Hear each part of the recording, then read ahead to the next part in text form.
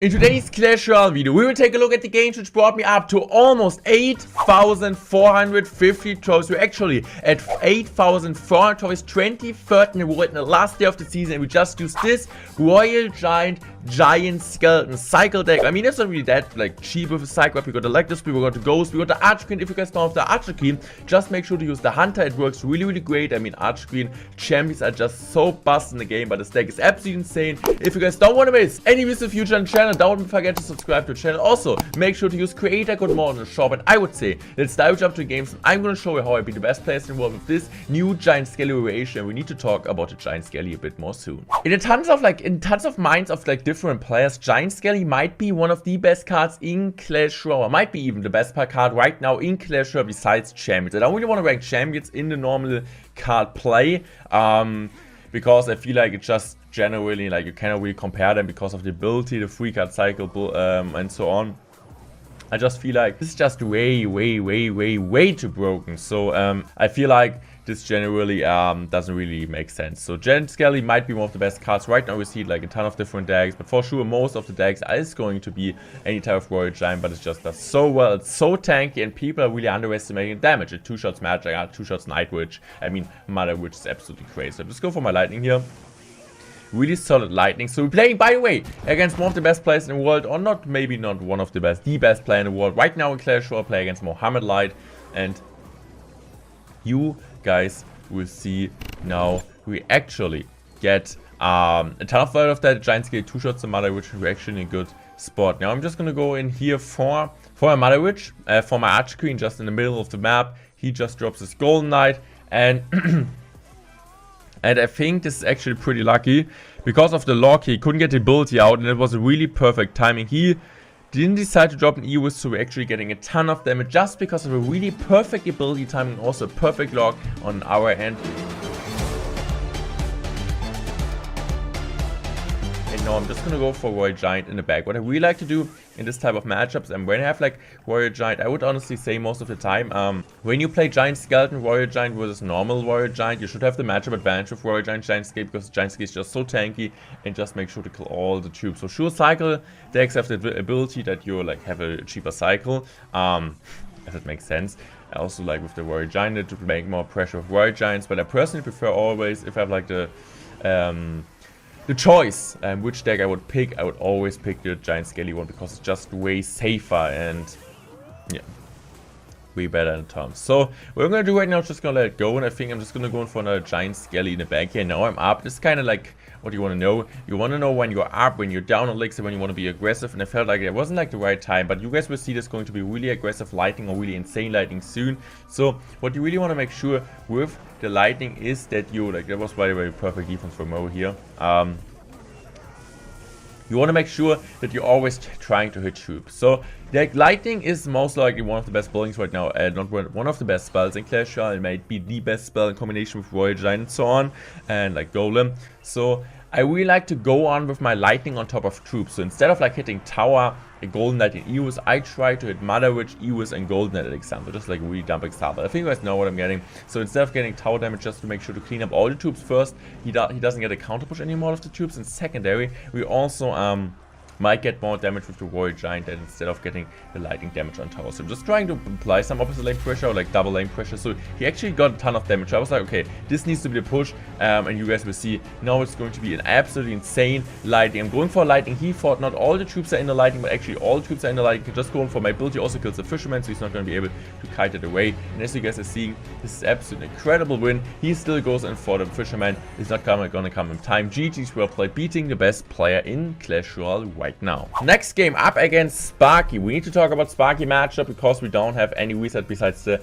Electus split. But you guys will see, it's going to be close. It's going to be annoying because I wouldn't say the problem is the biggest problem is not going to be facing this Goblin Giant Spark combination. We got the Lightning, we got the Royal Ghost. In case he drops the mini pack also behind, we got like even more better Lightning volume. But I would say the main problem is the Sparky in the back, or is the Sparky in the back because we don't have EOS against it. He goes Sparky in the back, in the opposite lane he pressures with the Goblin Giant plus the mini packer. So on one side he has a Sparky which is needed to commit quite some elixir, like a giant skeleton or so on, because E-Spirit plus Ghost wouldn't be enough, or like would be also like a huge elixir investment, because Ghost is really solid, and he just drops opposite lane the Goblin Giant and the Mini P.E.K.K.A. And even if we go in for the Giant Skeleton example, he still is able to get like a ton of damage on a tower with the Goblin Giant. Even with Giant Skeleton Fisherman, we don't always have a cycle, and we cannot really apply pressure. So what I'm going to do right now is just going to go in for my Ghost plus Giant Scale. I think he kind of wanted the Goblin Giant to tank for the Golden. That didn't really work out, but still, as you guys are seeing, that's exactly what I meant, right? We're playing the Giant Skelly, we're having like all the cards kind of we need in hand against it besides the Fisherman, and we still take 900 damage. He gets 900 damage on our tower, basically for a really similar elixir trade as you guys are seeing here. We're currently even, yeah, so this is not optimal for sure. The good thing for me for sure is that he doesn't have anything against Archer Queen, but the Lightning is not too bad against Sparky. I mean, it's really helpful, but you really need to be precise with your Lightning. We need to know when to Lightning. Also, Lightning E-Spirit plus Lore kills that. So I'm just going to go in for this now. I'm just going to wait here. Let's see what he does. Actually, there was a really good connection because I know I can finish it off really easy. Now I'm just going to use my ability. I'm just going to go for Lightning. This is really solid. So my Archer can also gets one shot top of that, and we're looking really good. We're getting some tower damage also. Really good decision making, going for Lightning in the right timing, and always, which is like the most important thing with Archer Queen, especially in this deck. By the way, how's my hair looking? I really apologize, guys. It's not like how you should record videos, but yeah. Also, season ends today, or like season ends when you guys see the video in like 12 hours or like 16 hours. I wish you all good luck for the season end. I hope you guys like get your new personal best, get your trophy record, get your goal achieved. I will live stream that. I will live stream the last 12 hours of the season on my Twitch channel, twitch.tv/mortenroyale. Just make sure to check it out. We'll also put it here. Or my editor is gonna put something here with the link. And also put in the description below. So as you guys are seeing, this is absolutely crazy. We're getting it down, and this is just absolutely crazy, right? We killed the Sparky, even was behind tower, and this is absolutely crazy. GG's were played, perfect game control, perfect defense, perfect offense. This is what you need to do with this deck to dominate Clash Royale. At the end of the season, and this is actually crazy because I didn't really see this deck a ton. Faust used it once against me. Last couple of days I wasn't like playing a German league, sponsored by SK Gaming, or like telecom sponsor from SK Gaming. So Faust used this deck and I just copied it, and it works really great. I pushed actually from a top 500 in the world and a top 20 in the world with just like 4 or 5 losses against the best players in the world at season end. This game is actually kind of funny because this guy actually sniped me. He is a mortar one trick, so you can just play mortar, but this time normally he plays with skeletons instead of guards, which are for sure way worse against me because I have E-Spirit, and also he knows my deck, as you guys can see here. So he goes in for mine on the spot, so I'm not gonna catch it. And as if I would have had Nadu, for sure King Tower would have been activated, but right now he gets like 300 damage because he knows my deck. So also Mini P.E.K.K.A. instead of Valkyrie, so he kind of made a deck to counter my deck and stream snipe me because I was playing this on my stream. This is actually, I mean, you want to say sad, kind of depends how you want to, like, how you see that, but for sure it's not really what I want to see in this thing. For sure, it's, people are like always arguing, is it really nice, is it fair? I personally like always would say it's a difference between stream sniping someone and in-game sniping someone, because if you in-game snipe, it's like over like friend lists and so on. If you like stream snipe someone, you kind of make the content, you kind of kill the content from somebody, even like somebody who just wants to like entertain viewers, help viewers to improve, and just want to be nice, nice guy, and kind of want to be entertaining. It's kind of annoying that you have like as a streamer a big huge disadvantage if you want to stream ladder gameplay, but I actually finished already like Llama 2 last season, finished Llama 8 on stream, so it's not like impossible, but it's for sure really hard to do, and you kind of need to have experience to play the top ladder on stream. And I mean, I'm here around the scene for 6 years now.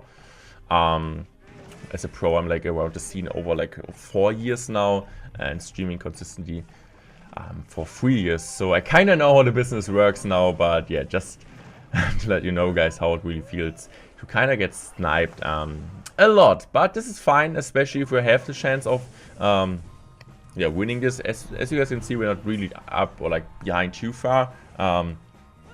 It's not like we're like in a insanely good position because he's still up, but I'm like, okay, as long as I'm not really like in a huge disadvantage, I just know this is going to be a really slow game. So it's really about the passion with this Royal Giant deck. You need to know when to go in, you need to know when to go Royal Giant in the back, when to go Giant Skelly back. Normally, if we're normal Royal Giant decks, we're trying to cycle 2 Royal Giants. But what I really like with this deck is normally not playing my Royal Giant. I kind of want to save it. And most of the time, what I'm going to do, I could have Lightning that, but I decided to defend it with troops.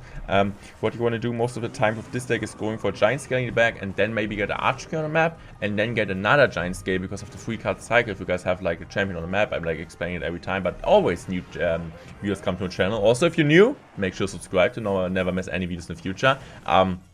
You cannot have a second champion on the map, so you're able to cycle quicker to another card, so 3-card cycle instead of 4, if you're, for example, trying to cycle back to another Giant Skelly, Fisherman and so on. So this makes the cycle even slower. So kind of Giant Skelly and having Archer on the map. For sure Hunter, this works really, really great. In some situations even Hunter is better because you can cycle Hunter, especially against Lava Loon and so on. You really want to have Hunter instead of Archer Queen, but generally I just think the ability is so busted and can win you games alone. It's kind of like a secondary ricochet. Yeah, okay, maybe like the third ricochet if you guys also want to call